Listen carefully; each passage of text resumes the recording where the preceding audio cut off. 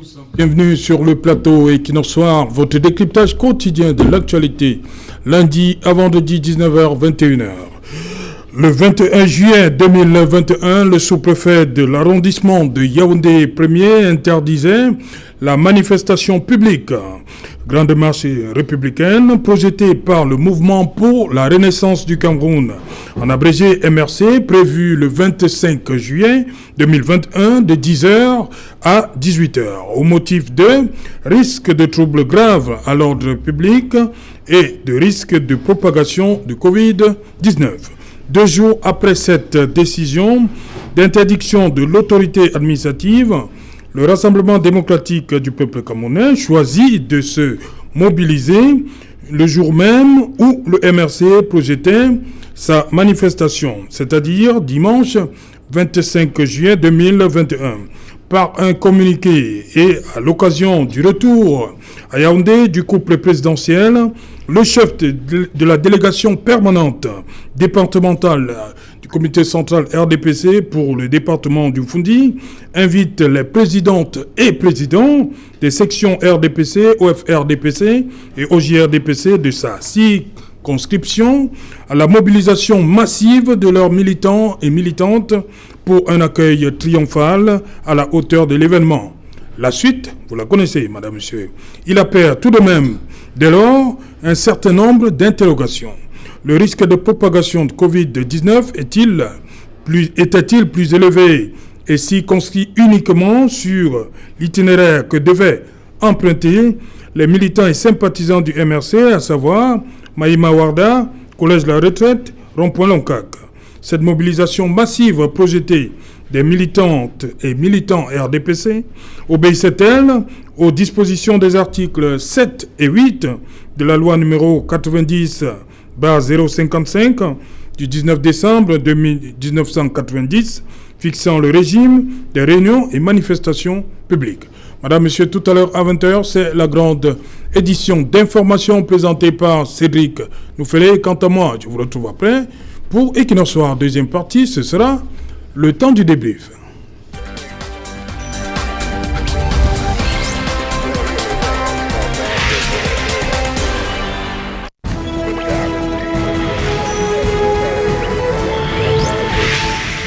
Manifestation publique, 2 poids, 2 mesures. Pour en parler, nous avons invité en plateau ce soir le conseiller municipal Jean-François Yenga. Bonsoir.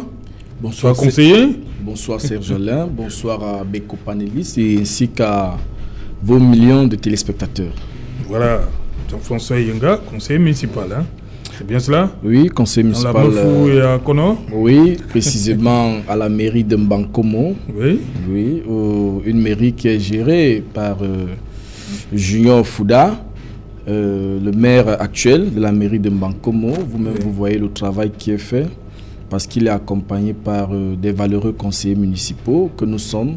Donc je crois que tout cela s'inscrit... Vous faites toujours descendre les gens dans les bus là? Oui, ça il va de l'autorité, ça c'est la justice. Ça c'est pas... Nous sommes les représentants des populations, nous n'avons rien à voir de la justice, oui. Et du pouvoir, la sécurité je veux dire. Ouais.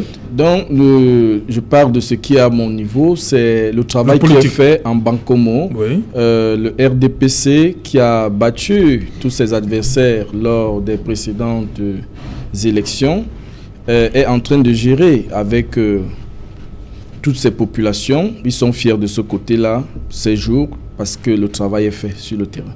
Voilà, à côté de vous, Barrister Kamwali Man, you're welcome once again.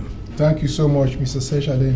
It's a pleasure being here this evening to debate on a topic which I find very, very interesting because it touches and concerns the right of citizens. Yes. And you see topics like this, they actually draw my attention because we have a huge duty to foster democracy and liberty of expression in this country, which I think is being jeopardized. J'ai envie de vous demander, hein, vous avez ouvert la presse, Barrister Kamwali Man, vous dites, depuis qu'on en parle, pourquoi ça ne bouge pas?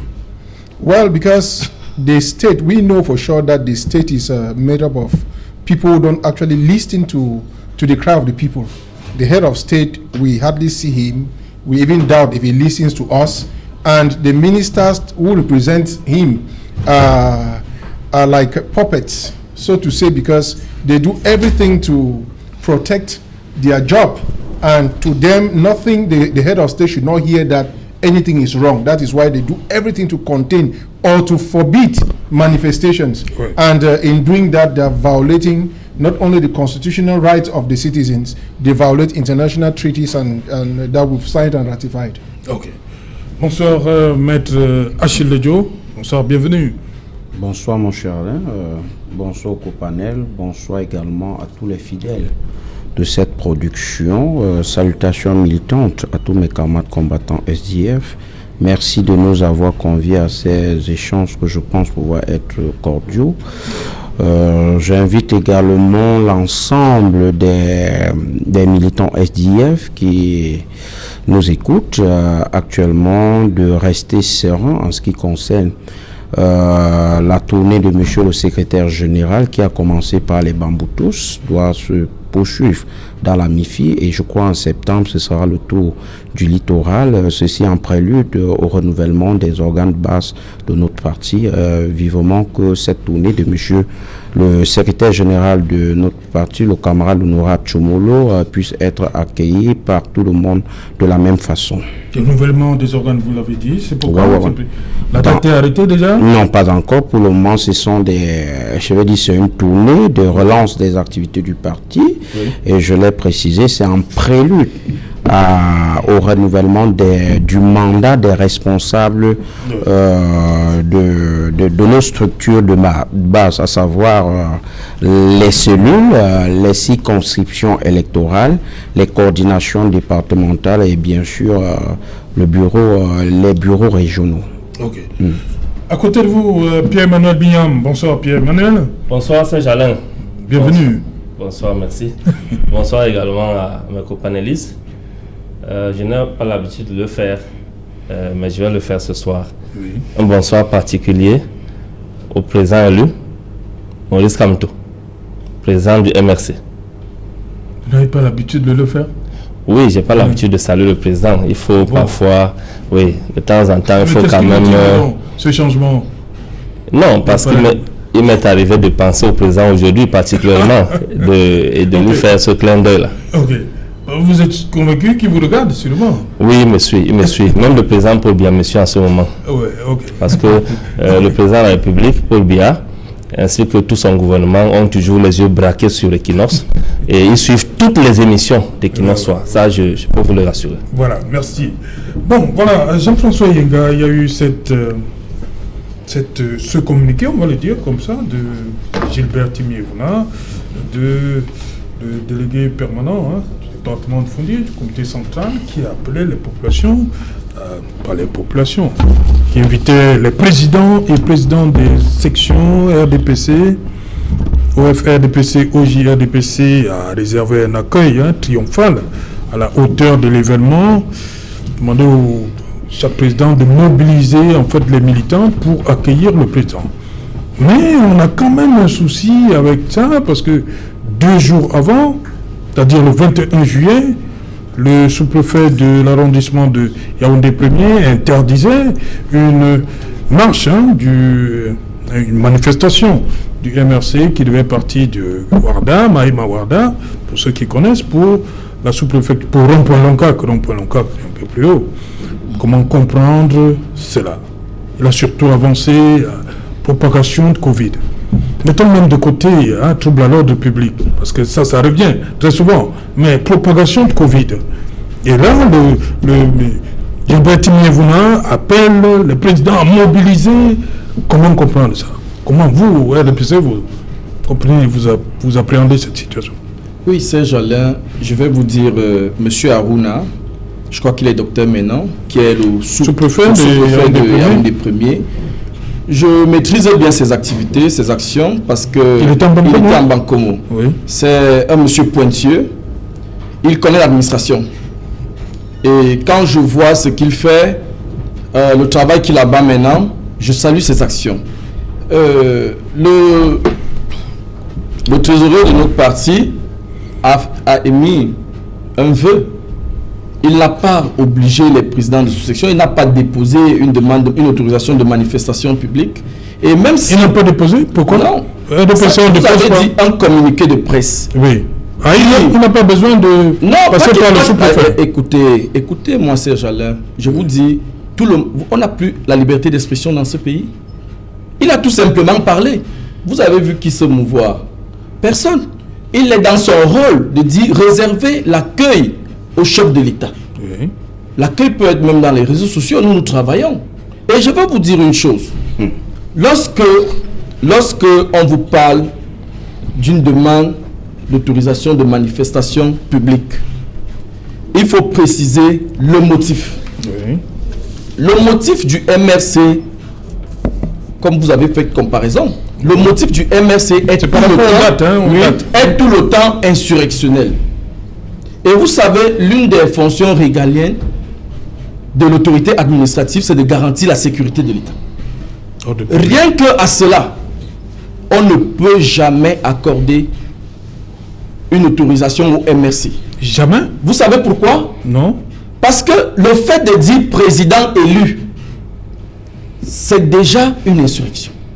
Je vous le jure, dans un état de droit comme le Cameroun, dire tout simplement président élu alors qu'il y a un président élu normal de la République du Cameroun, c'est déjà une insurrection. Et aucun sous-préfet ne pourra donner une autorisation de manifestation publique à un parti politique qui inscrit son agenda dans l'insurrection. Il faut que le MRC corrige d'abord beaucoup de choses pour pouvoir entrer en possession de l'autorisation de manifestation publique. Deuxième chose, oui.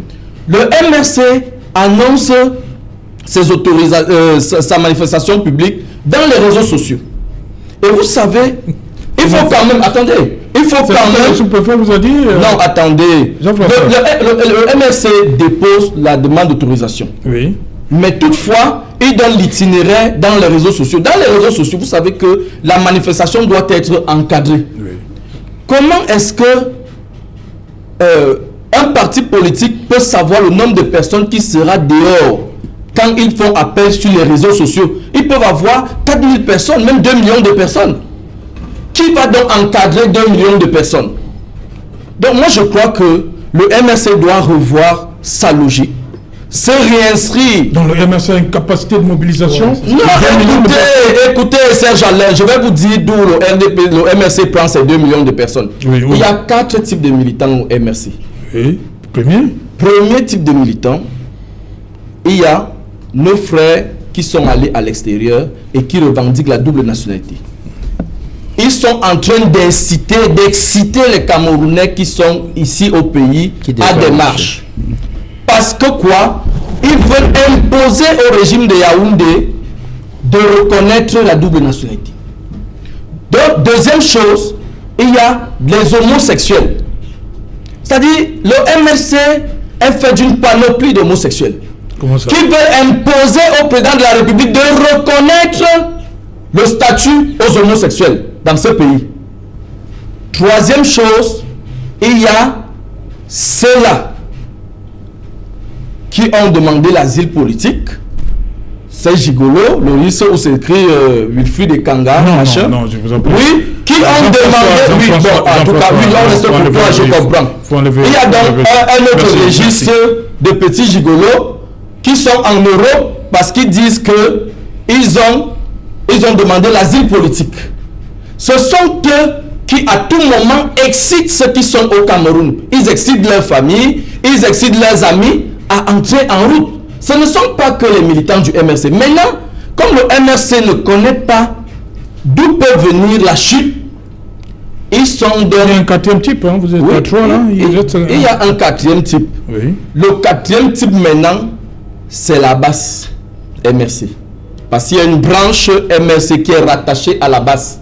Ils sont allés cotiser de l'argent. Vous avez vu, ils ont convoqué des réunions pour cotiser l'argent, financer les opérations au Cameroun. Ce sont donc tous ces gens-là qui marchent. C'est-à-dire ils sont inscrits dans une logique insurrectionnelle.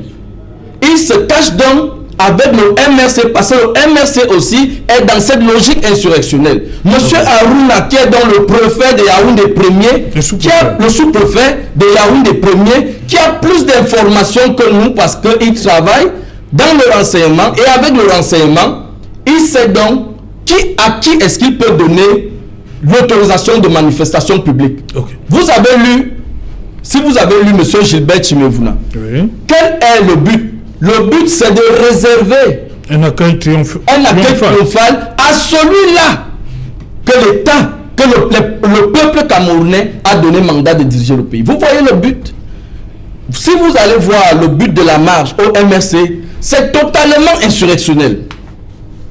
Et je vous rappelle ces gens-là. Ils disent promotion du vivre ensemble, de la paix au nord-ouest et au sud-ouest, de la solidarité avec les populations de l'extrême nord, victimes de Boko Haram, pour l'intégration nationale et contre le tribalisme, en soutien à la démocratie, au respect des droits civiques et politiques de tous les Camerounais et pour la libération de tous les prisonniers politiques au Cameroun. En vertu de quoi donc un parti politique qui n'a aucun élu s'arroge prend sur lui. Parce que vous avez dit insurrection. Je vais vous dire donc que tout ça c'est insurrectionnel. En vertu de quoi un parti politique qui n'a même pas le moindre conseiller municipal prend toutes ces initiatives, en vertu de quoi le MRC n'est pas un parti politique actuellement. Merci. Le MRC est une ONG.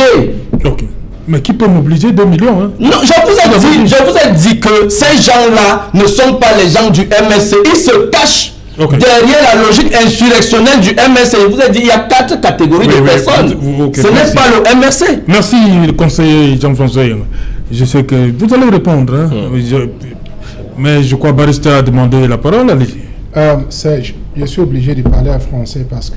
Pourquoi hein? Il y a des téléspectateurs qui nous regardent du côté de Bamenda aussi. Je peux parler en français et en anglais. Oui, allez-y. Mais je suis vraiment terrifié que l'un de nous peut être dans un plateau et qualifier des Camerounais qui sont à l'extérieur, qui revendiquent les droits. Tu les appelais des gigolos. Vous vous basez sur quoi pour les dire ça? Il faut le respecter. Si vous n'avez pas eu l'occasion de vivre en Europe, de vivre à l'étranger, il faut reconnaître que ces gens-là travaillent pour le pays. Et quand vous dites qu'ils luttent pour double nationalité, savez-vous qu'il y a des ministres qui ne sont pas du Camerounais dans ce pays? Est-ce que vous savez que dans votre comité central, il y avait quelqu'un, n'est-ce pas, qui parlait beaucoup, qui n'était pas Camerounais? Il faut qu'on arrête cela. Il faut donner le respect aux Camerounais qui ont le droit d'exprimer. Cela étant dit, je parle anglais. And as I said, I feel very terrible that we could be on a platform and they talk with a lot of disgust, with a lot of hatred against other Cameroonians. I want to tell my brother for him to know that the topic is who gives the authorization for people to march. It is a duo. And Serge Alain, we don't need to hold a panel to agree to say the truth that the duos are CPDM. We don't hide them. The duos are CPDM. They work to protect their job. And their job is to see that the head of state gives them a pass mark and promote them. Serge, let me ask you a question. Have you ever visited any duo when transfer comes and that duo is not promoted? I had the misfortune to be in an office where a duo was not promoted. And believe me, he forgot that I was in front of him and he received a call and was crying. What have I not done for me to be promoted?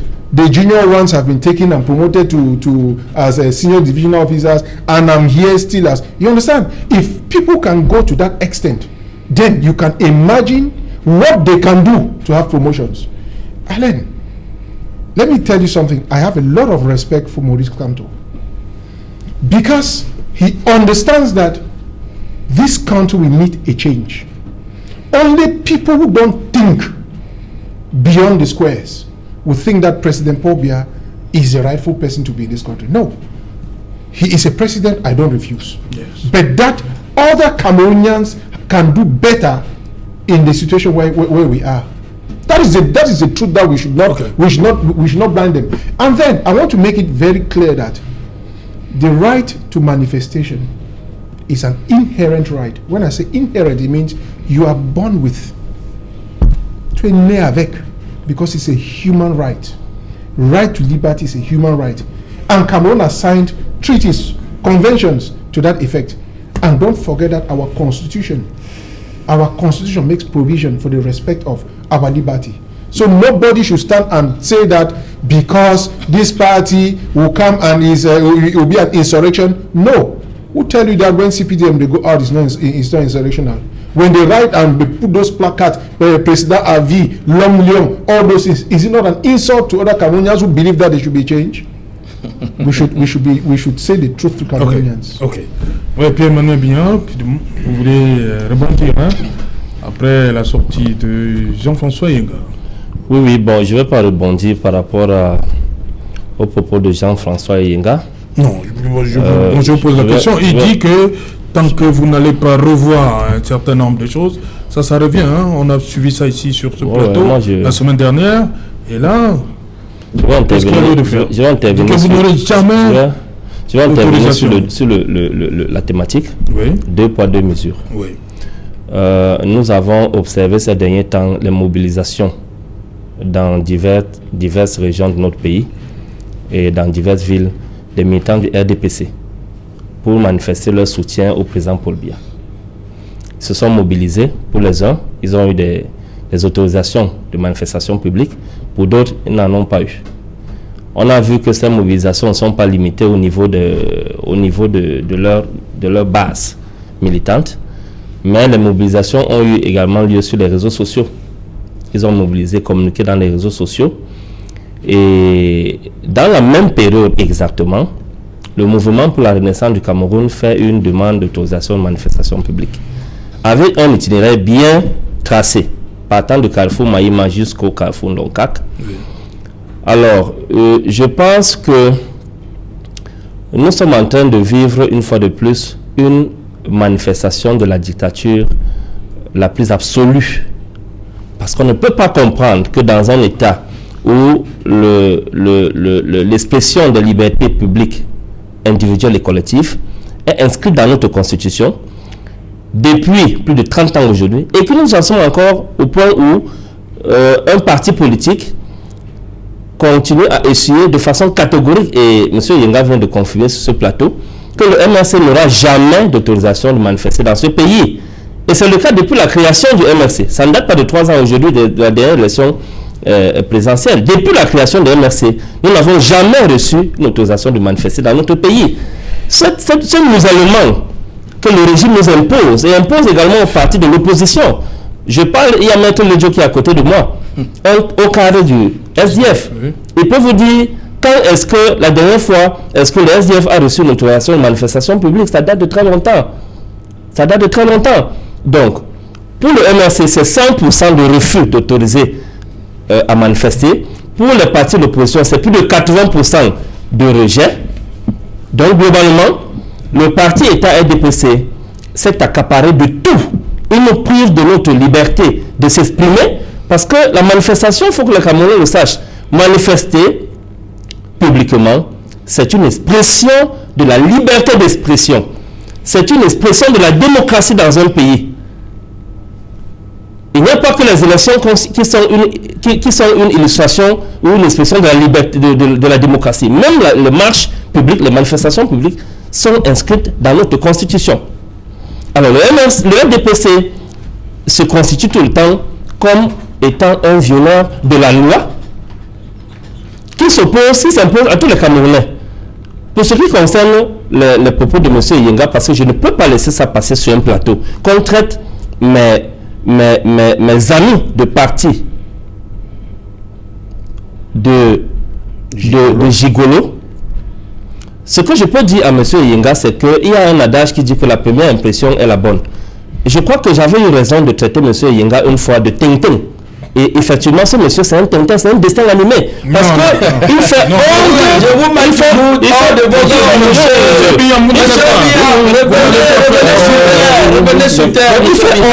fait honte au président national de son parti qui est en train de le suivre dans mon Dieu Vision. Parce que Paul Biya, c'est un monsieur qui est quand même modéré, qui n'est pas ordurier dans son langage. Et ces militants doivent également être mesurés. Donc, si toutefois on revoit ce genre de spectacle, on ne soigne pas la haine avec le paracétamol. Vous avez écouté.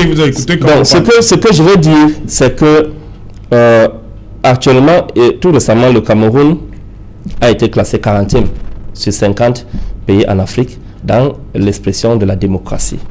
C'est un classement qui se vérifie tout de suite par les faits dans notre pays. Le niveau de privation de liberté que nous vivons au Cameroun est de nature à pousser le peuple à un moment donné à l'exaspération. Lorsque le ministre de la Communication, René Emmanuel Sadi, fait comme un communiqué dans lequel il dit que ce n'est pas à l'étranger que les Camerounais doivent manifester pour revendiquer leurs droits, c'est au pays. Oui. Et qu'au pays, chaque fois que les Camerounais veulent exprimer ou revendiquer les droits qui leur sont, c'est-à-dire sont les droits fondamentaux.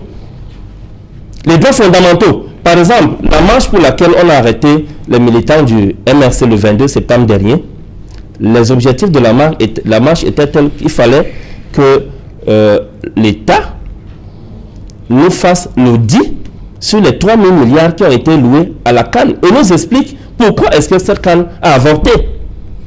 Je pense qu'un peuple responsable, à travers un parti politique responsable, qui veut demander au gouvernement de leur rendre compte de ce que leur argent est en train d'être, comment leur argent est en train d'être utilisé, la fortune publique, c'est un droit fondamental pour tous les Camerounais, de savoir comment est-ce que leur fortune publique est gérée. Et si les gens se lèvent pour manifester de cette façon-là et se retrouvent embasillés aujourd'hui dans les prisons, 10 mois de détention, sans jamais être jugés, toutes les procédures d'habeas corpus ont été épuisées, de façon automatique, ils reçoivent le rejet. À un moment donné, les Camerounais ne savent même plus à quel sens se vouer. Okay. Et puis, ce régime est le premier à tirer sur nos compatriotes de la diaspora. Les compatriotes de la diaspora ne sont pas soumis au même régime de terreur et de répression que nous. Ils vivent dans des pays de liberté.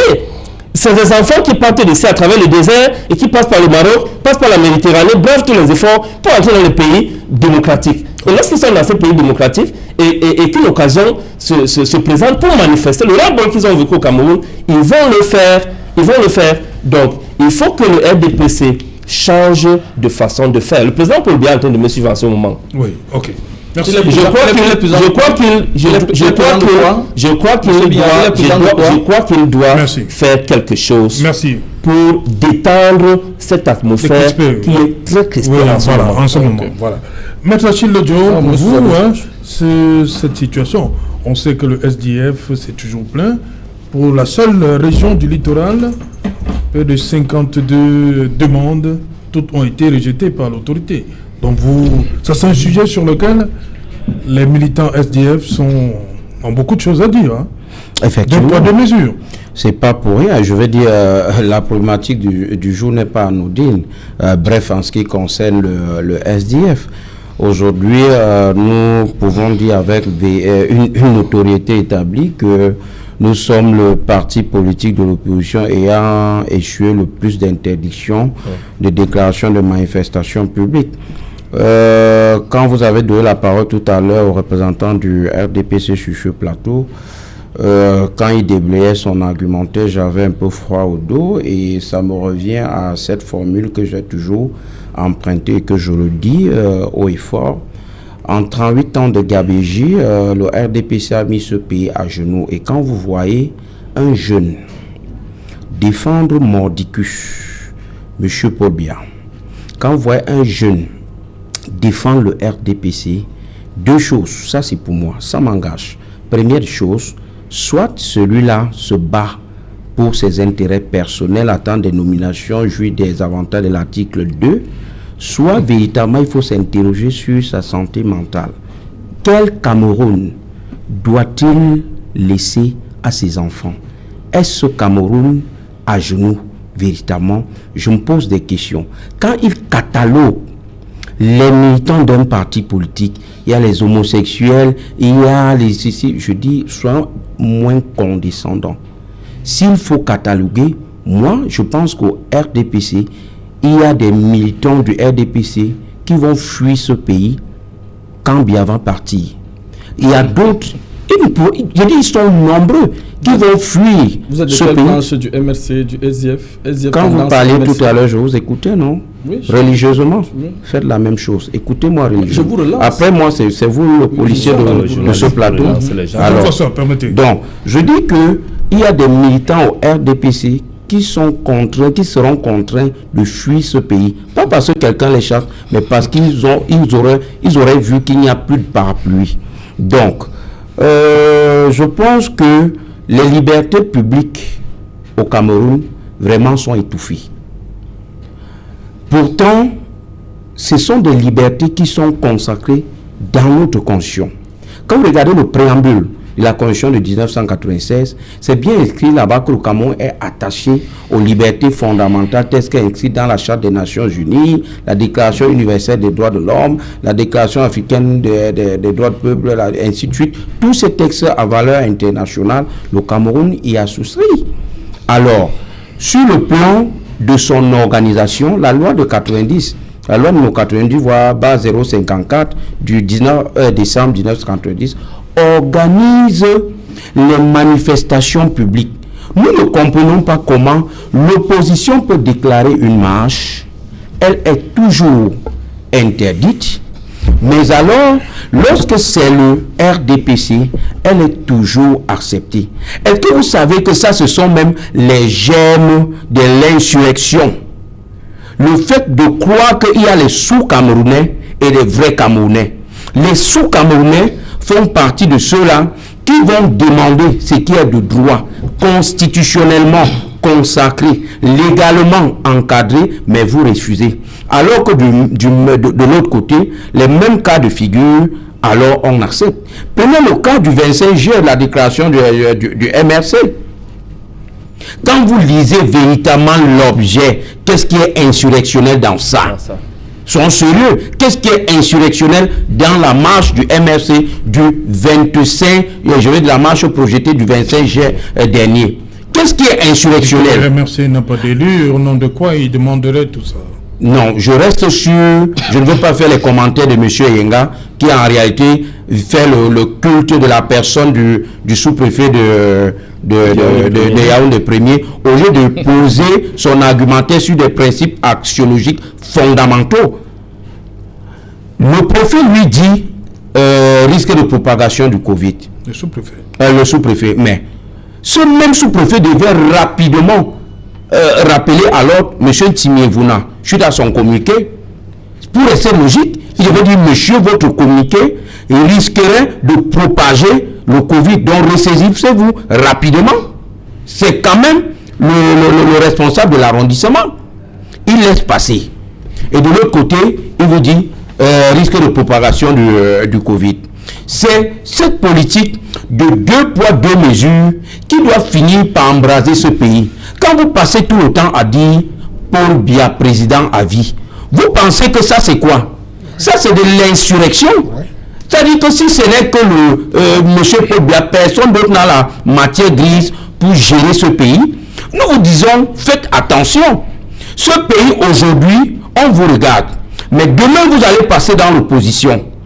Et si on vous fait la même chose, je vous jure que je ne suis pas certain que vous pouvez supporter les 1/10 de frustration que le SDF a eu à supporter vis-à-vis du régime Biya. Prenons quelques éléments ou alors quelques situations factuelles pour illustrer ce que je suis en train de dire. En mai 90, le SDF est lancé et justement la manifestation qui avait été déclarée mais interdite a été réprimée dans le sang. On a compté des morts. Alors, en novembre 2016, les enseignants et anglophones, les enseignants et avocats de la zone anglophone ont manifesté parce que c'est indigné de la francisation des systèmes éducatifs et judiciaires. Qu'est-ce qu'on a vu? On a vu les hommes en tenue ouvrir le feu. On a dénombré des blessés. En janvier 2019, avant le MRC, c'était le SDF. Le MRC a été plus sanglant. Et tout récemment, le 22 septembre 2020, nous avons vu que jusqu'à aujourd'hui, ceux qui ont manifesté du côté du MRC sont encore dans nos prisons. Voilà autant de situations factuelles qui montrent tout simplement que chez nous, le RDPC ne respecte la loi que quand ça l'arrange. Et je m'explique. La loi de 90 est toujours applicable lorsque le RDPC sollicite les marches. Quand c'est l'opposition, quand c'est l'opposition, on va jusqu'à utiliser les armes à feu. Lisez l'article 3. Je pose mon argumentaire sur des éléments vérifiables. L'article 3 dit que l'usage de l'arme à feu est en principe interdit.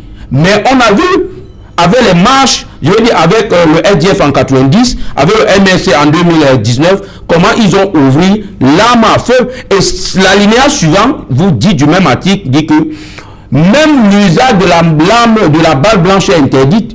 On ne peut utiliser que les grenades lacrymogènes, les bâtons et autres instruments similaires. Ok, merci. Jean-François Yenga, vous avez condamné le MRC. On sait que vous pensez que tant qu'ils n'auront pas changé le langage, pas d'autorisation. Et le SDF et les autres alors? Parce que même le PCRN se plaint. Vous êtes sans ignorer que d'autres partis politiques se vantent ici dehors pour avoir eu des plus grands meetings que nous n'avons jamais eu sur Terre. Qui leur accordait cette autorisation? Le MRC en a eu lors de la présidentielle 2018. Vous avez vu les meetings du MRC.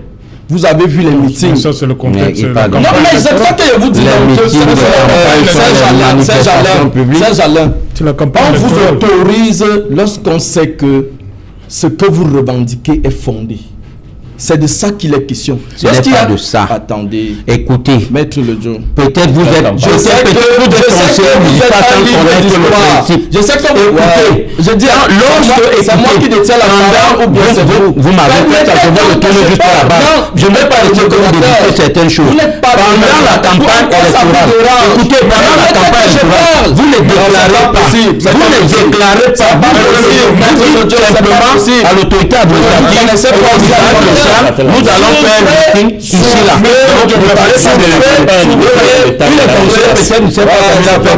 On a compris, Maître Le Joe. Je ne savais pas que vous pouvez descendre si bas. Non,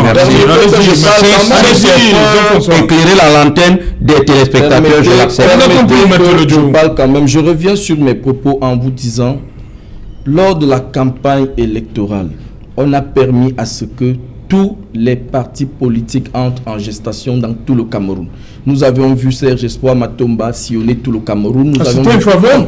C'était pas une faveur, c'est pour vous dire que la campagne électorale. Il y a dans des moments, il y a des contextes, où l'autorité permet. Là, on sait qu'il n'y aura pas insurrection.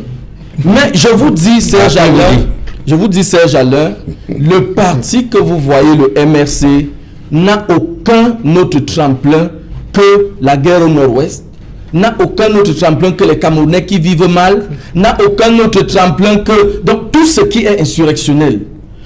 Dites-moi un peu la structure du MRC. Vous avez vu une sous-section du MRC quelque part? Non, Jean-François. Il n'y en a pas. C'est pour ça que je vous dis, ce n'est pas un parti politique. C'est une ONG. Ce n'est pas seulement le MRC. Le débat, ce n'est pas le MRC. Le débat, c'est les libertés publiques. Jean-François, vous avez dit que le MRC, tant qu'ils n'auront pas... Voilà, on a compris. Le SDF, le PCRN, les autres. Oui, je le dis dans ceci, de manifester. L'autorité administrative a des informations sur des partis politiques que nous autres, nous n'en avons pas. Oui. C'est pour cela que... Jean-François. Il fallait donc que le sous-préfet s'arrête à ce qu'on connaît, hein, il risque de trouble à l'ordre public. Parce que là, quand il ajoute risque de propagation de Covid, Oui. Il y a un problème. Bon, ça... C'est ça qui nous amène à interroger. Oui, moi je m'arrête sur l'accent de risque de trouble grave à l'ordre public. Trouble grave, il a même ajouté grave. Trouble grave à l'ordre public. Parce que c'est le MRC. Je vous le redis. C'est grave. L'autorité administrative, l'une des fonctions régaliennes de l'autorité administrative, c'est la sécurité des... On en dit ce qu'on vient. Voilà. C'est pour cela que Monsieur Haruna, sous-préfet de Yaoundé Premier, qui dispose des informations que nous autres nous n'en avons pas, a eu à stopper net cette nébuleuse qu'on appelle MRC.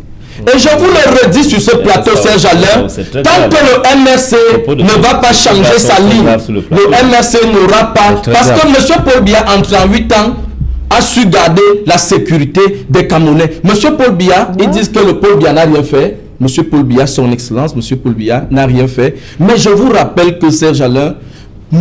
Paul Biya, c'est un grand bâtisseur. Sur le plan politique, M.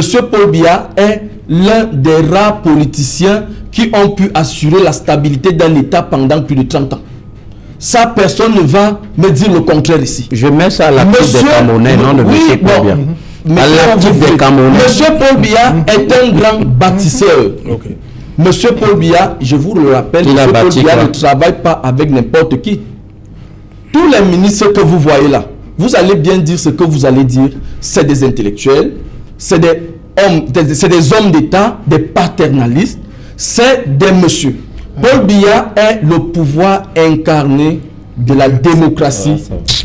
Monsieur Serge Alain, permettez que je vous parle. Je vais vous dire que chaque parti politique, oui, Paul Biya Dieu, chaque parti politique qui va dans ce chaque parti politique qui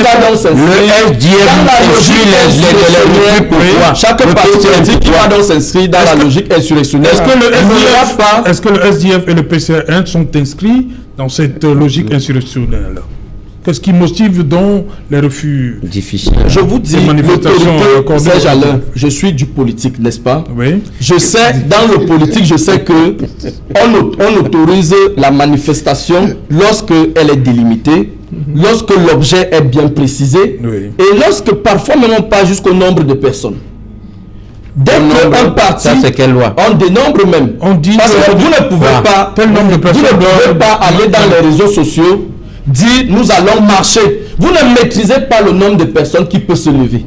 Donc, si un parti politique, si le SDF veut manifester, le SDF veut avoir l'autorisation de manifestation publique, n'est-ce pas? Oui. Je le dis, le SDF et le PCRN et les autres partis politiques, s'ils veulent avoir une autorisation de l'autorité administrative qui se désengage, qui se désolidarise de la logique du MRC et qui entrent dans la logique. Permettez, ce qui gêne dans ce plateau, c'est que lorsqu'ils sont en train de parler, je ne coupe pas la parole à personne. Mais lorsque je vais parler, je vais dire, comme vous m'avez demandé, le SDF ou le PCRN, je veux donc dire que si le SDF veut avoir une autorisation de manifestation publique, qu'il se désolidarise de la logique du MRC qui vise à l'insurrection et qu'ils s'inscrivent dans la logique républicaine, et ils auront les autorisations de manifestation Merci, publique. Rapidement, on va faire... Ce que je voulais dire, c'est qu'il y a des propos très graves que M. Yenga tient sur ce plateau. Honnêtement, il traite le MRC de nébuleuse. Un parti républicain qui a été autorisé par décision du MINAT en 2008, il traite ce parti de nébuleuse. Est-ce qu'une enquête a été menée par le MINAT pour déterminer que le MRC est un parti, est une nébuleuse? Vraiment, moi je pense que si M. Yenga tient encore au respect des Camerounais, qu'il retire ses propos. C'est très grave ce qu'il vient de dire sur ce plateau. Et ces propos sont de nature à provoquer effectivement l'insurrection. L'insurrection. Le RDPC sait pourquoi ils l'ont envoyé sur le plateau. Mais ils sont en train de provoquer les Camerounais tout le temps. Merci. Merci. Ils auront la réplique un jour. On va continuer. Ils auront la réponse un jour. Oui, merci. Barista permis. Bah, Le journal annoncé, Barista. Barista, je vous en prie. Barista, je vous donne le journal. On revient un peu au journal. Bonsoir Cédric, au menu ce soir. Bonsoir Sarah, bonsoir aux invités. Ce soir, nous parlerons d'une scène qui s'est déroulée à Bamendou dans la région de l'Ouest, là où une fille de 14 ans a été violée à répétition. Elle en est morte. Les circonstances de cette tragédie, nous en parlerons dans le journal de 20h. Nous parlerons également du rapport d'exécution du compte d'affectation spéciale Covid-19. Il en ressort que près de 43 milliards de francs CFA ont été dépensés par le ministère de la Santé et n'ont pas été justifiés jusqu'à cette date. Et le député Jean-Michel Nitcho s'interroge où sont passés les milliards du Fonds monétaire international octroyés au gouvernement camerounais pour lutter contre la Covid-19. Analyse et décryptage à suivre dans le journal de 20h. Nous parlerons également ce soir d'un autre problème qui se pose au Cameroun, la flambée des prix des produits de première nécessité, alors que la brigade du ministère du Commerce a posé des scellés sur certaines boutiques à Yaoundé, à Douala. Des commerçants et des usagers ne savent plus mettre la tête. Le prix du sac de riz s'est envolé au grand désarroi de nombreux ménages et sous l'indifférence des pouvoirs publics. Nous en parlerons dans le journal de 20h. C'est Jana. Voilà, Cédric Mouffelet, vous dites qu'on s'interroge sur combien de milliards, vous avez dit? L'on s'interroge sur la destination de près de 43 milliards de francs CFA qui ont été attribués en avance de trésorerie au ministère de la Santé publique. Un an plus tard, où est parti cet argent? Nous en parlerons dans quelques instants. Nous en parlerons, madame, monsieur. Débrief du journal. Tout de suite, le 20h de Cédric Mouffelet.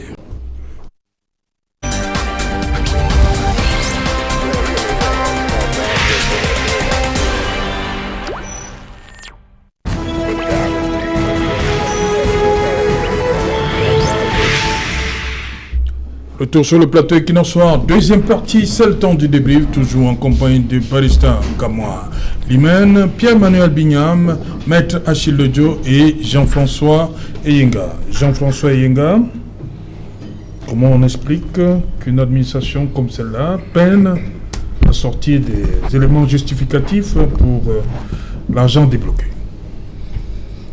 Oui, c'est je ne vais pas parler au nom du ministre de la Santé. Je vais féliciter le gouvernement en place pour la transparence. Je crois que le président Paul Biya avait dit rigueur, moralisation, justice sociale. Aujourd'hui, vous percevez la rigueur qu'il a à vouloir à ce que les fonds soient alloués et que ces fonds alloués soient utilisés à des fins qui rendent tous les Camerounais gains. Quand je l'ai dit, je veux aussi dire la finance, et les finances sont un peu compliquées. Surtout, il y a plusieurs procédures. Et au niveau des déblocages, vous avez suivi M. Nouffelé, je ne sais pas si j'ai mal suivi. La procédure de déblocage est parfois un peu plus compliquée, surtout lorsque nous sommes dans des procédures. Là, je m'en dis qu'il y a certaines administrations qui n'ont pas pu maîtriser que non seulement on était dans les procédures de déblocage, nous étions aussi dans des procédures d'urgence. Parce que vous savez, lorsque la Covid-19 est arrivée, tout le monde. Ce n'était pas facile. Quand vous entendiez même qu'on est passé avec un malade de Covid là, vous changez directement de trajectoire. Donc il y avait beaucoup d'urgence et jusqu'à présent, je rappelle toujours à la présomption d'innocence. Maintenant, en ce qui concerne l'honorable Nietzsche, le monsieur sans bilan, je dirais que moi je ne commente pas ses commentaires, puisque le député est là pour suivre l'action gouvernementale. Vous voulez quel bilan de la part mais aussi, oui, j'ai suivi son porte-parole dernièrement, qui n'a pas pu retracer. Vous savez, les députés ont aussi les fonds pour les petits projets. Depuis qu'il est là, il n'a rien prouvé comme projet, il n'a rien accompagné. J'ai suivi de la bouche de son porte-parole dans une chaîne concurrente. Donc, je ne peux pas commenter les paroles de l'honorable Nietzsche. Je suis fier d'appartenir aujourd'hui au RDPC parce que le gouvernement en place cherche à savoir qui a eu quoi et qui a fait quoi. Voilà. Donc, je crois quand même qu'à ce niveau, vous devez nous tirer un coup de chapeau. On doit vous tirer un coup de chapeau? Oui. Vous devez nous tirer un coup de chapeau. Puisque quand c'est mauvais, vous dites le RDPC. Quand c'est aussi bon, dites quand même que le RDPC fait bien. C'est de ça qu'il est question. Et c'est tout simplement... On fait bien là pour le Covid? Non. Qu'est-ce qu'on fait de bien? C'est que on vous donne de l'argent et puis on cherche à savoir ce que vous avez fait de cet argent. Oui. Cet argent qui est normal, non? Voilà. Donc, comprenez donc au RDPC, nous ne sommes pas dans une dictature. Nous ne sommes pas dans... Voilà, il y a donc sur la table un problème. On n'arrive pas à justifier les 46 millions. On doit applaudir pour ça? Oui, je reviens sur ce que j'ai dit, la présomption d'innocence. C'est-à-dire... Non, on n'est pas en train de condamner. On constate. Non, le rapport est clair. Oui, le rapport est clair, mais toutefois, on attend toujours des éléments de preuve. Oui. Donc, nous sommes toujours là. La justice fait son travail, le ministère des Finances et tout... Non, on ne parle pas de justice. Hein. Voilà. Personne n'a parlé de justice.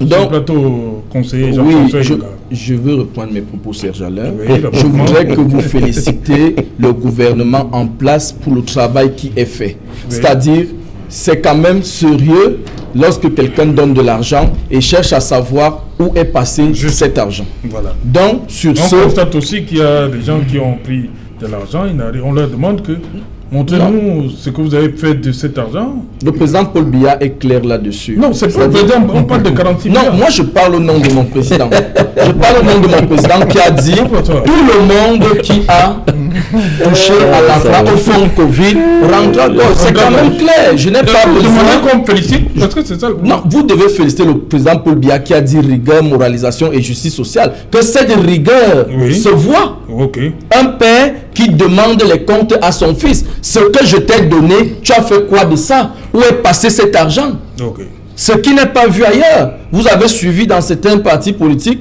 qui se sont arrogés le plaisir de prendre de l'argent aux Camerounais, qu'on a appelé Survie Cameroun, et il y a eu la machine à manger de l'argent. Là-bas, personne ne dit rien. Mais au RDPC, nous savons que c'est l'argent des Camerounais. Non, je vous dis ceci. Je parle au nom du RDPC, Serge Alain. Moi, je parle au nom du RDPC. Je ne parle pas au nom des ministres. Parce que quand c'est mauvais, vous dites le RDPC. Quand c'est bon, permettez aussi que le RDPC parle. Le MRC a pris l'argent des Camerounais. Ils ont dit que la machine a mangé l'argent. Mais chez nous, quand même, nous qui accompagnons le gouvernement, nous savons que le gouvernement fait tout et tout pour savoir où est passé l'argent qu'ils ont remis au ministre. Alors, on pourrait aussi dire que la machine a mangé les pièces justificatives pour les 46 milliards. Ça, c'est vous qui le dites. Moi, je sais que la justice fait son travail. Ouais. Maître Achille Lodjo, est-ce qu'avec ça, on peut éviter l'expression aujourd'hui de Covid-Gate? Non. Nous sommes véritablement dans le Covid-Gate alors. Serge Alain... Des gens ont souvent dit non, c'est des affabulations et tout ça. Non, sois un peu sérieux. Chez moi, dans mon village, Bazou, il y a un type d'enfant que, quel que soit ce qu'il fait, vous le fouettez n'importe comment, quel que soit le goudin, l'épaisseur du goudin, il doit toujours faire il crie, mais il fait toujours la même bêtise. On fouette les enfants avec le goudin à Bazou?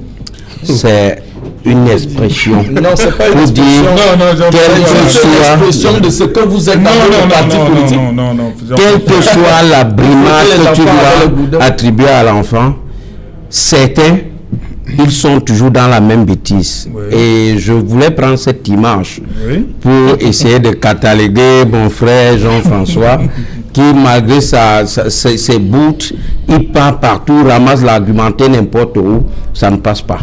Justement parce qu'il n'a pas la hardiesse de dire devant les Camerounais que ce gouvernement, vraiment, s'est moqué une fois de plus des Camerounais avec ce qui est Covid.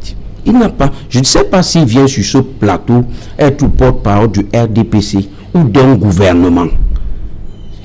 Et qui leur a même dit qu'ils doivent chaque fois chercher à soutenir un gouvernement même quand c'est mal fait. L'honorable Jean-Michel Métier reste dans son rôle de sentinelle.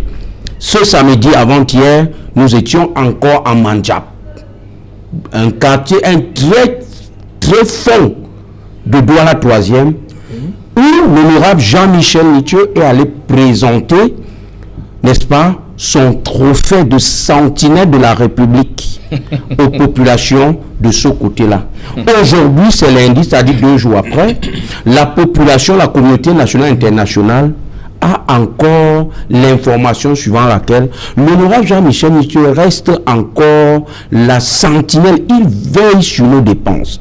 Ce rapport d'exécution du compte d'affectation spéciale Covid-19 qui vient d'être rendu par le ministère des Finances, s'il y avait quelque chose à dire là-dessus, je vais faire quelques constats. Premier constat, c'est un rapport qui est rendu 6 mois après, c'est-à-dire un retard de 6 mois accusé.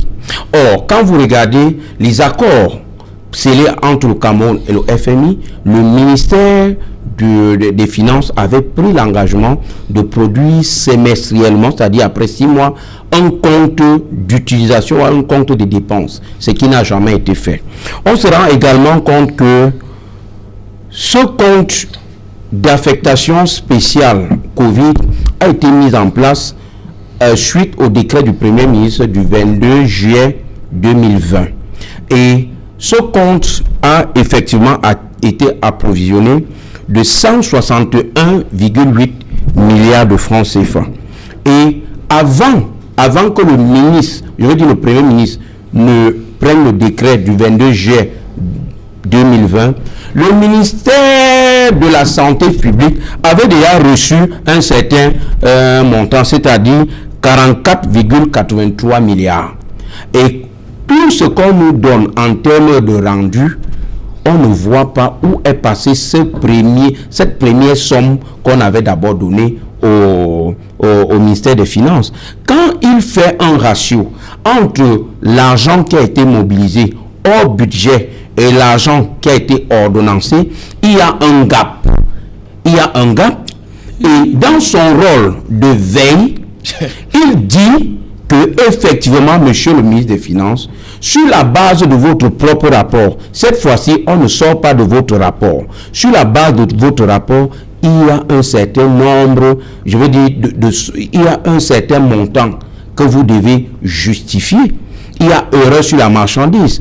Aujourd'hui, on peut dire qu'il y a eu 180 milliards qui a été mobilisé hors budget, je veux dire, hors budget et budgétisé. Et quand vous voyez les dépenses budgétisées, je veux dire les sommes d'argent budgétisées et mobilisées hors budget, 180 milliards. Par rapport à 222 milliards du FMI, en faisant une compensation, vous vous rendez compte qu'il y a toujours un gap. Il y a toujours un gap. L'argent est parti où? Voilà la véritable question de l'honorable Jean-Michel Nitieux puisque jusqu'à ce jour, nous n'avons pas le rapport de la Chambre des comptes qui, en réalité, est un huissier des comptes des finances publiques et des établissements publics. On devrait nous dire effectivement que l'argent reçu par le FMI, c'est tel montant, l'argent utilisé, c'est tel montant. Qui devait nous dire ça? C'est pas le ministre des Finances, mais c'est la Chambre des comptes qui devait rendre son rapport afin de dissiper tout malentendu. Ben voilà, comme on vous avait dit par le passé, le SDF avait déjà dit que cette affaire risque de tourner à l'entourloupe, et ce rapport du ministère des Finances relativement à l'exécution du compte d'affectation spéciale Covid-19 semble être une tromperie une fois de plus, parce qu'il faut avoir un peu de dextérité, chers auditeurs, téléspectateurs. Il faut avoir un peu de dextérité pour vous retrouver entre beaucoup de milliards, parce qu'il y a dans ce rapport, il y a beaucoup de chiffres avec des termes qui ne sont pas je veux dire, du commun des mortels. Donc je peux seulement vous dire que restons solidaires aux actions de tout parlementaire qui pense qu'il a le droit d'interroger le gouvernement de la République sur la gestion du Covid-19. Et voilà les véritables problématiques d'intérêt général qui doivent nous interpeller, d'où cette émission Equinox Soir, qui est véritablement regardée par tous et permet d'être un tremplin pour nous, n'est-ce pas? Vous faites la pensée d'Equinox Soir? Véritablement, vous êtes un vrai têtu. Je ne vous comprends pas. Vous êtes un vrai têtu. Vous êtes venu faire la publicité sur le plateau. Vous êtes un véritable. Moi, je ne comprends pas. Je crois qu'il est dans la publicité. Le rapport sur lequel on vous a interrogé, c'était le rapport de l'honorable Jean-Michel Nitieux. Quel genre de rapport? Est-ce que je commande l'honorable Nitieux peut faire quel rapport? Que vous le commentez ou pas, c'est ce qu'on appelle. Il ne peut pas déjà faire son bilan. Son bilan, c'est lequel? Son bilan en tant que député, il a un bilan fort appréciable en tant que député. Et si vous voulez, on organise un débat sur les micro-projets. Je vous dirai le régime juridique des micro-projets. Parce que vous venez sur un plateau parler de ce que vous ne maîtrisez pas. Vous ne le suivez pas. Le seul député qui n'a pas encore reçu vos ordres de mission, l'honorable Jean-Michel Nitieux à la famille nationale. C'est pour dire qu'il n'a pas besoin de quoi que ce soit. Il est là pour le peuple, il n'est pas là pour M. Yenga. Non, il faut le ramener à sa place. Je vous en prie, c'est pas ça le sujet. Jean-Michel Nitieux est un homme sans bilan. Je vous en prie. Barista Nkamalimene, avec ce qu'on a ce soir, cette nouvelle, look, I want to start le scandale est là sur le Covid. Of course. And you see, it is terrible that we should think that somebody should talk ill against Ninthieu, Honorable Ninthieu, who nobody disputes the fact remains one of a great Cameroonian who knows how to fight to represent his people. He's somebody that we should give him respect. If you cannot respect him, it's because he's contrary to your views. I want to make it clear that the money we are talking of does not belong to CPTM. It does not belong to Paul Biya. It is Cameroon money. It's the money that belongs to Cameroonians to begin with. And Honorable Ninthieu represents the interests of Cameroonians. He's a parliamentarian. And if you come and sit and say he has not done anything, I'm sorry to tell you that Honorable Ninthieu is one of the parliamentarians that I respect and I follow. Of course. And just for his brevity, just for his courage to denounce what is happening, I congratulate him for that. Now, one thing is very certain. It is usual that our ministers, they steal the money. Yes. It is not the first time. We have ministers in prison because they embezzle. So it's not a strange thing. And when I say that ministers have double nationality, we know a Simimeye Effectively. who stole, who was being prosecuted, but ran away because and protected himself that he was not a Cameroonian, he's an American. So, look, one thing is very clear, and you see, it hurts me that a minister, the Minister of Public Health, has been on front line for months being accused or being suspected to have committed an offense, and this government is not bold enough to tell him to hold on, to stop for an investigation to be carried out against him. If I was the minister and I'm innocent, I will resign and ask that investigations be carried out. Look, stealing public funds is not a new thing to this government, and that is why most of the ministers, they always want to protect themselves by you see, painting other political parties black. They will not want SDF to hold rally because they will draw the attention to the fact that the country is poorly governed. They will not want MRC to have because they are afraid. Now, he said something, let me tell you something. A political party is not only made to have members in a parliament. No. You understand? It is a collection of ideas meant to protect the political interests of the citizen. And you see, when he sits here and said that the only thing that by saying in its program that they were going to revindicate or maybe bring forth the Anglophone crisis, and to him that was an act of subversion, it is terrible. If that was the only thing they wanted to do, it is good, because Anglophones are dying. And if MRC thought that was a means to draw the attention, public attention to what is happening to the Northwest and Southwest, it is something to clap for him. And so please, just accept that the government has. Let me tell you, sir, I am not talking on behalf of SDF. I'm not talking on behalf of MRC. I'm talking as an honest Cameroonian. CPDM, the government, who are the same people, because they say, you see, they don't differentiate themselves. CPDM is synonymous to the government, have failed. And they should give opportunity to other people to try to correct this nation. You are right, my dear. Pierre-Emmanuel Bignam, avec ces 47 milliards, on va le dire comme ça, l'horizon s'éclaircit pour qu'on se retrouve véritablement dans ce qu'on appelle le Covid-Gate, parce que jusqu'à on avance des termes présomption d'innocence, non, il n'y a rien à voir, et depuis un certain temps, on n'en parle même plus. Hein. On ne va pas mâcher les mots. Nous sommes en plein dans le Covid-Gate, avec le régime RDPC, sur la gestion cacophonique des fonds Covid. Et je comprends pourquoi les femmes leaders politiques et leaders d'opinion, la société civile et des partis politiques ont fait une correspondance au FMI. Je crois qu'elles ont envoyé même une deuxième correspondance la dernière fois pour demander à la directrice générale du FMI de demander au gouvernement camerounais de rendre compte sur la façon dont ils ont utilisé les 180 milliards qui ont d'abord été décaissés pour la riposte contre la pandémie, la Covid-19. Au Cameroun, sous Paul Biya, ce qu'on remarque, c'est que la médiocrité est la norme et l'excellence est la censure. Voilà ce que nous constatons dans le leadership qui a été impulsé par le président Paul Biya depuis 40 ans bientôt aujourd'hui. Nous ne sommes pas surpris de la gestion cacophonique de ces fonds Covid. Voilà pourquoi nous avons au MRC alerté l'opinion publique nationale et internationale en suggérant au gouvernement RDPC de créer une commission nationale de riposte contre la pandémie.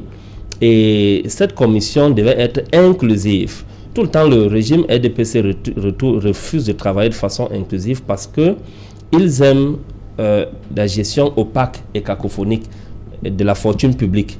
Parce qu'ils savent que toutefois qu'une partie qui n'a rien à y voir avec leurs intérêts va être dans la commission de travail, il y aura des goulots d'étranglement. Ils ne vont pas avoir ça à l'argent n'importe comment. Ils ne vont pas faire les marchés de gré à gré n'importe comment.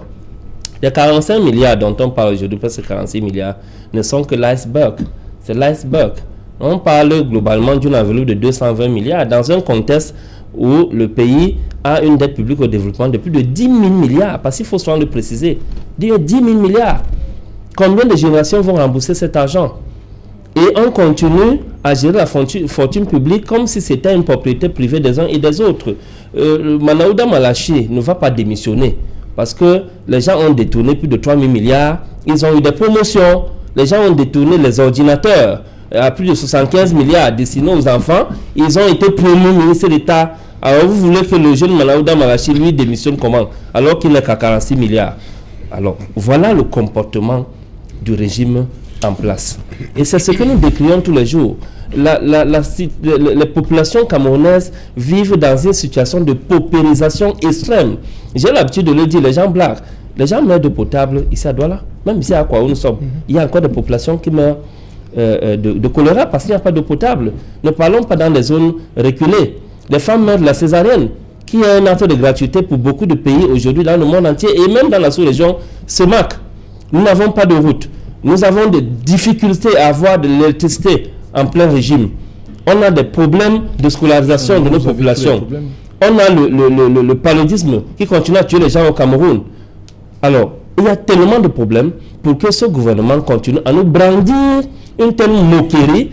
Regardez ce qui s'est passé avec le rapport de la Chambre des comptes qui devait être présenté à l'Assemblée nationale le 25 juin dernier. C'est l'Assemblée nationale elle-même qui a fait ce communiqué, que le rapport sera présenté en séance plénière. Et à la dernière minute, les gars font un rétropédalage. À partir de ce moment, on commence à constater qu'il y a du flou. Il y a du flou. Et on cache quelque chose. Et c'est pour cela que moi, je le dis toujours, tout le temps, je félicite et j'ai beaucoup d'admiration et de respect pour l'honorable Nietzsche du SDF. Vraiment, si cette Assemblée nationale moribonde avait au moins 10 députés comme lui, les choses seraient en train de... J'explique Quand pourquoi l'Assemblée nationale, l'Assemblée nationale, ça vous dit quelque chose, mais quand toute une institution de Moribond, ça ne vous dit rien, ces gens-là. Je vais expliquer pourquoi. Une institution comme l'Assemblée nationale, qui est assemblée statuer sur des problèmes urgents de la société, tels que la crise anglophone, et qui n'arrive jamais à se prononcer dessus depuis 5 ans, vous voulez que je qualifie ce genre d'Assemblée nationale de quoi? Elle est moribonde. Tout simplement, elle est aux ordres, elle ne fait pas ce qu'elle est censée faire. Questionner l'action gouvernementale. Et on continue à enregistrer ce genre de comportement aujourd'hui. Donc c'est un vol.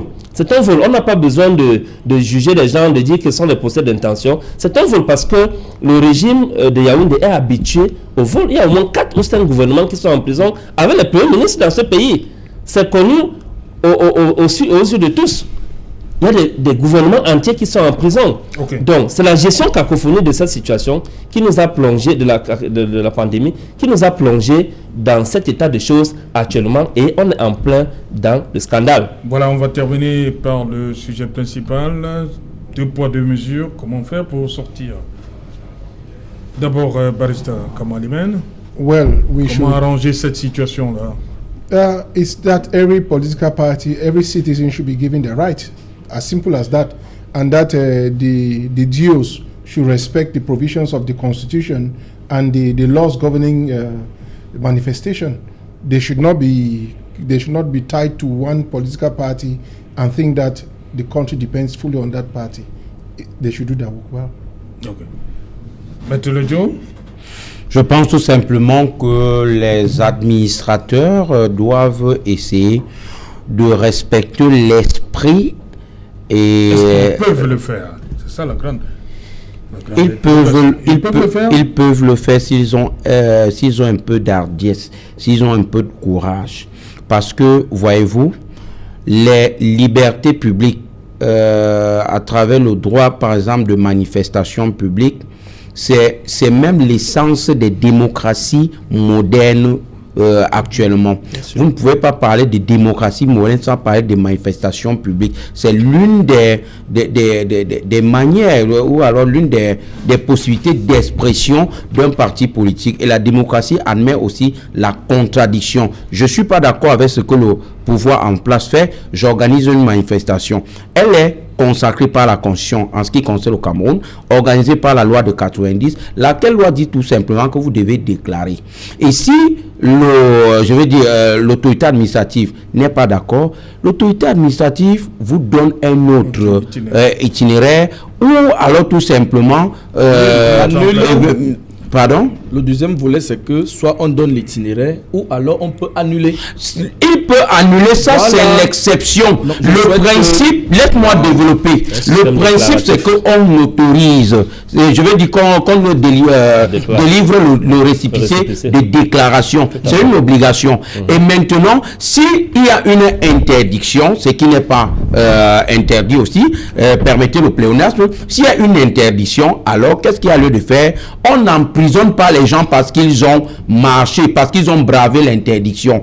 On peut encore, écoutez-moi bien, réprimer la manifestation, venir peut-être avec les fumigènes, oui, chasser les gens, et puis pas arrêter les gens, aller mettre en prison. Ils sont là depuis 11 mois, c'est parce qu'ils font. Toutefois, les organisateurs peuvent être poursuivis pour délit ou crime si jamais, n'est-ce pas, il y a casse et autres. Voilà l'esprit de la loi. C'est-à-dire que le jour qu'un administrateur, un sous-préfet, doit avoir le courage de dire j'autorise ou alors je délivre le récépissé de manifestation à tel autre parti. Il y en a qui l'ont fait, mais sont revenus sur les pas justement quelques heures après. Qu'est-ce qui s'est passé? Ils reviennent parce qu'est-ce qui se passe souvent dans ce manque de courage, puisque quand ils ont pris la décision, ils étaient courageux. Mais qu'est-ce qui fait qu'ils reviennent sur leur décision? Ils ont pris la décision de délivrer le récépissé des déclarations en leur âme et conscience parce qu'ils voulaient respecter l'esprit et la lettre de la loi. Sauf que il manque maintenant de courage. Lorsque leur hiérarchie leur frappe sur les doigts et dit allez, retire-moi tes conneries là, qu'est-ce que je vois circuler sur la toile là? Voilà où il doit dire Monsieur le ministre de l'administration territoriale, puisque dans la plupart des cas, il s'agit de lui. Monsieur le ministre de l'administration territoriale, sauf votre respect, je reste dans mes bottes. Je reste dans l'esprit et la lettre de la loi de 90/054 qui me permet de leur délivrer ça seulement. Si quelqu'un, je veux dire, s'il y a des castes et autres, les organisateurs en seront responsables. Rapidement, en 30 secondes, on est arrivé au terme. Pierre-Emmanuel Bignam. Oui, je pense que le régime de Yaoundé... Jean-François n'est pas l'autorité. Oui, le régime de Yaoundé doit cesser d'avoir peur oui. d'autoriser le Camerounais de manifester. C'est constitutionnel et c'est une loi. On doit la respecter, on doit l'observer. Quand un peuple est opprimé, quand un peuple est oppressé, quand un peuple a faim, quand un peuple est acculé, quand un peuple souffre, on ne peut pas l'empêcher de pleurer. Okay. Et comme Maître le dit, c'est une expression de la démocratie.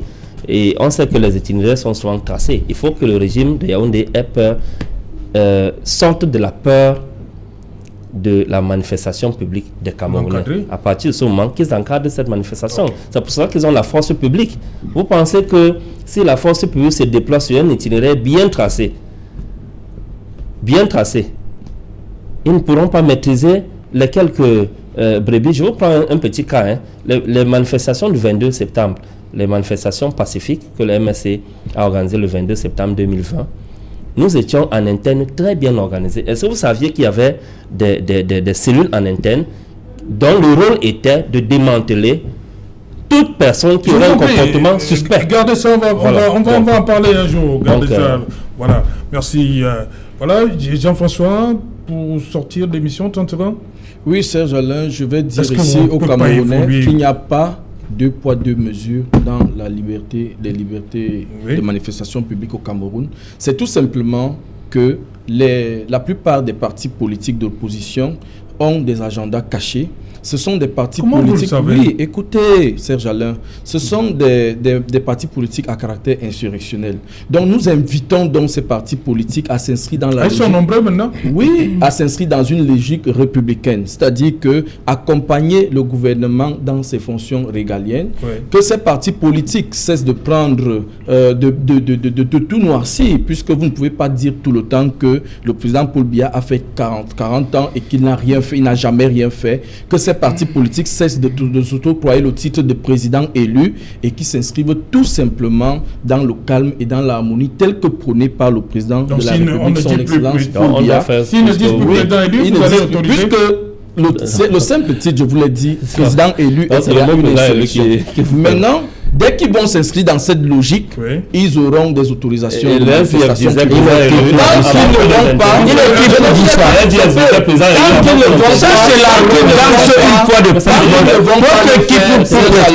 Comme le président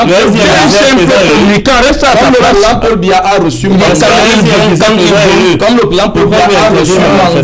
de... C'est le SDF dit président élu. Est-ce que le PCN dit président élu? L'UPC dit président élu. Dans mon argumentation, je vous dis, tous ces partis politiques doivent s'inscrire dans une logique républicaine. Parole d'évangile. Sinon, ils ne pourront pas entrer en possession de ce qu'ils veulent. Pour ceux qui sont en prison, dites-leur que les lois ne sont pas les loisirs. J'ai envie de voir ta tête là quand tu seras dans l'opposition. Revenez dans la logique républicaine et les choses vont bien marcher. Merci. J'espère que tu ne vas pas fuir le pays quand le RDPC sera dans l'opposition.